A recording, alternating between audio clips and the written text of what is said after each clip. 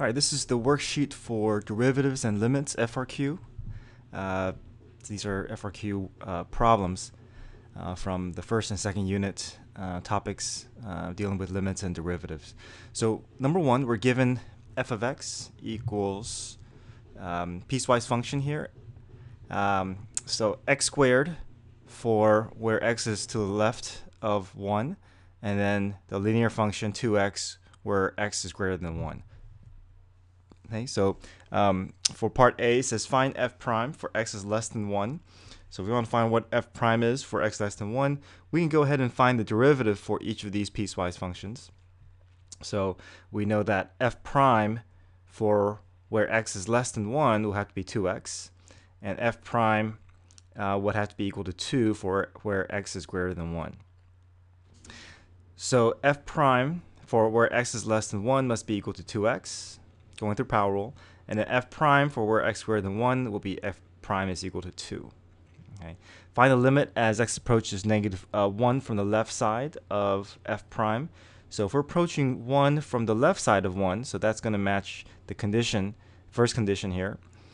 That means we can plug 1 into the first piecewise function, and we get 2. The limit as x approaches 1 from the right side of 1 for f prime would be also would be the second piecewise because it matches the condition for approaching 1 from the right side of 1 would also be equal to 2.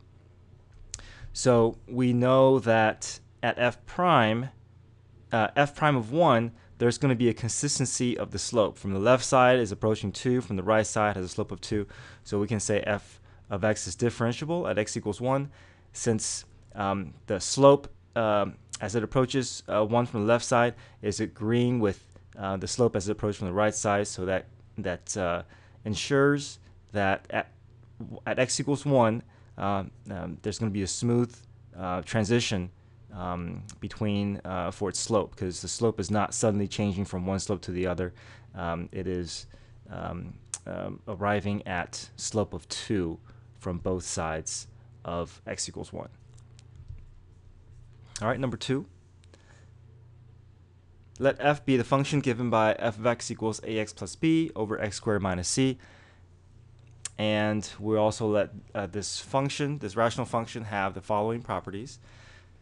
First property, the graph of f is symmetric to the y-axis. So in other words, that means this graph is an even function. This graph is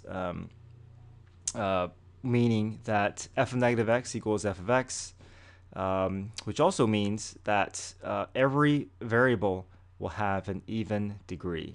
So either x to the 0 power or x squared or x to the 4th to ensure that we have a function that is symmetrical about the y-axis.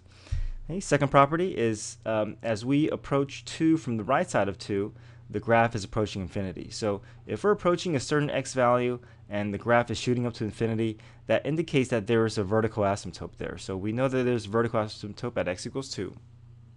And the third property is f prime of 1 is equal to negative 2.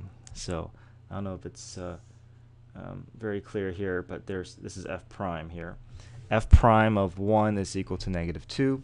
So that tells us that the slope at x equals 1 is negative 2. Part A, determine the values of a, b, and c. Let's see. Well, if we look at our original function here, we know that this must be an even function. So if it's an even function, we expect every variable to have an even exponent. So x squared, that's okay. C is a constant, so that's good. That's okay as well, because really this is c times x to the 0 power. X to the 0 power is an even. B is also a constant, so that's okay. The problem here is ax. X is a odd degree. So if it's an odd degree, then we can't have x to the first power if we're told that this function is an even function.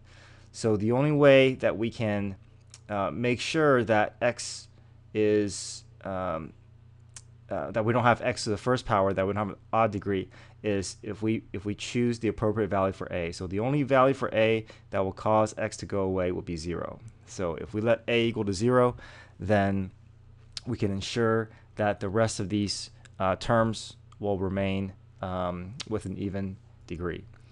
So that allows us to identify the value for a. So if a is 0, then we get 0x plus b over x squared minus c. So we can update our equation to be b over x squared minus c. All right, so we know that there's a vertical asymptote at x equals 2. So if we know that there's a vertical asymptote at x equals 2, we can set x squared minus c is equal to, well, we know that x squared minus c is equal to 0 when x equals 2. So vertical asymptote, the way we find vertical asymptote, we set the denominator equal to 0. So if we set the denominator equal to 0, that's x squared minus c is equal to 0. However, we are told that there's a vertical asymptote at x equals 2. So we can replace 2 in for x, and then we get 4 minus c. So we get c is equal to 4. So if c is equal to 4, we can then update our equation a bit more, and we have b over x squared minus 4. So if we have x squared minus 4 in the denominator, then not only is there a vertical asymptote at x equals 2, there's also a vertical asymptote at x equals negative 2. And we also know that there is a horizontal asymptote at y equals 0. Let's see, part B, write an equation for each vertical and horizontal asymptote. So vertical asymptote is x equals 2 and x equals negative 2. Horizontal asymptote, if we look at this, even though we don't know what b is, we know b must be a constant. If we compare degrees between numerator and denominator, denominator has a higher degree. So we know that, that the horizontal asymptote must be at y equals 0. Part C says sketch the graph of f. So there's something still missing. We're missing the value for b. So we're going to use this third property to help us get there. We know that f prime of 1 is equal to negative 2. So we can use this property to help us find b if we go through the derivative. We have an ordered pair in the derivative function to help us find any more missing information, in this case the b value. So let's go ahead and find f prime. So we're at this stage where we have f of x equals b over x squared minus 4. I'm going to go through quotient rule here. So numerator over denominator. So f prime g minus f g prime. F representing the b value and g representing the x squared minus 4, the denominator. So f prime. So the derivative for b is 0. Times g, the original function in the denominator, x squared minus 4, minus f, which is the top function, times g prime. So g prime is the derivative of the denominator, so x squared becomes 2x, 4 goes to 0, all over denominator squared.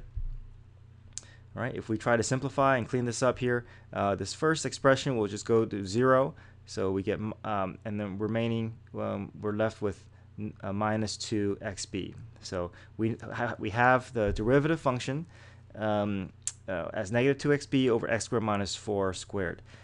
Now we can use the ordered pair from the derivative, which is 1, negative 2, to help us locate the value for b. So f prime of 1 is equal to, so I'm going to replace every x value with 1.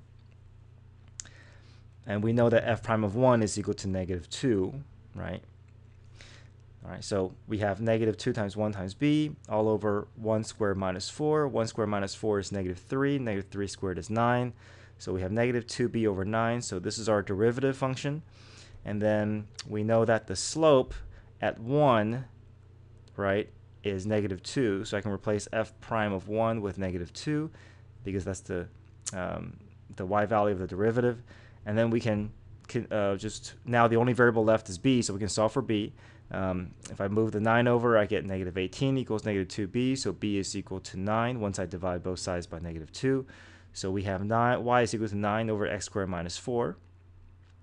So we can sketch a rough sketch. We know that there's vertical asymptote at x equals 2 and negative 2. We know that there's a horizontal asymptote at y equals 0. We know that this branch of the graph must be mirrored on the other side. And then we can just test some ordered pairs to determine that there is a parabola that opens down between the two asymptotes.